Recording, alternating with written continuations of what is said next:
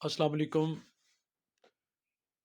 کل رجب بٹ کو صبح صبح کراچی میں وکیلوں نے مارا۔ کیوں مارا؟ کیا وجہ تھی؟ کیا مار پڑنی چاہیے تھی کہ نہیں پڑنی چاہیے تھی؟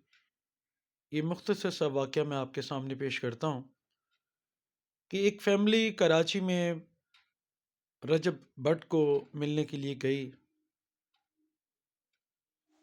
ایک بچی، آپ کو پتہ ہے کہ لڑکیاں یا نوجوان جو طبقہ ہے وہ فین ہوتا ہے ٹک ٹاکرز کا اور مشہور و معروف جو سیلیبریٹی ان کا۔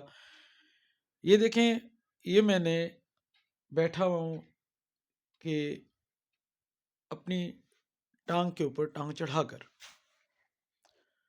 بعض لوگوں کا انداز ہوتا ہے ایسے بیٹھنے کا، اس میں کوئی غرور و تکبر والی بات نہیں ہوتی۔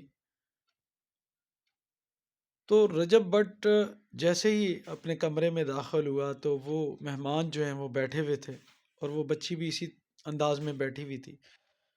تو رجب بٹ کا دماغ دیکھیں تکبر اور غرور سے کتنا فرعونیت کی حد تک آسمانوں کو چھوا ہوا ہے کہ اس نے اس بچی کو یہ بولا کہ میرے سامنے جو ہے تم اس طرح کیوں بیٹھی ہو؟ میں رجب بٹ ہوں، میرے سامنے تم اس طرح نہیں بیٹھ سکتی۔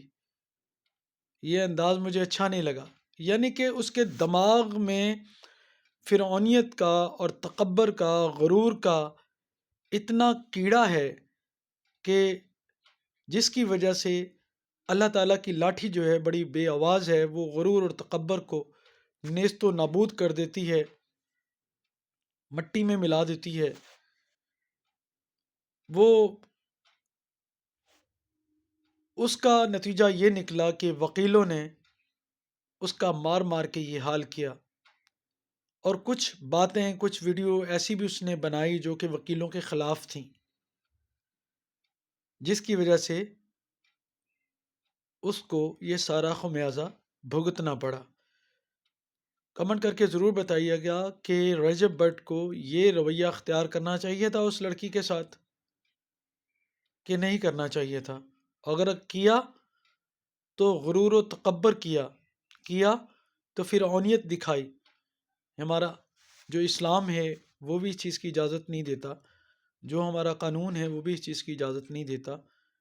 بات وہی ہے کہ ہے وہ بھی انسان، وہ کوئی اوپری مخلوق نہیں، کوئی بادشاہ سلامت نہیں، بادشاہ بھی انسان ہی ہوتے ہیں، لیکن اس کا یہ طریقہ، اس کا یہ سلوک ناروا تھا اس فیملی کے ساتھ، اس لڑکی کے ساتھ جو اس نے کیا۔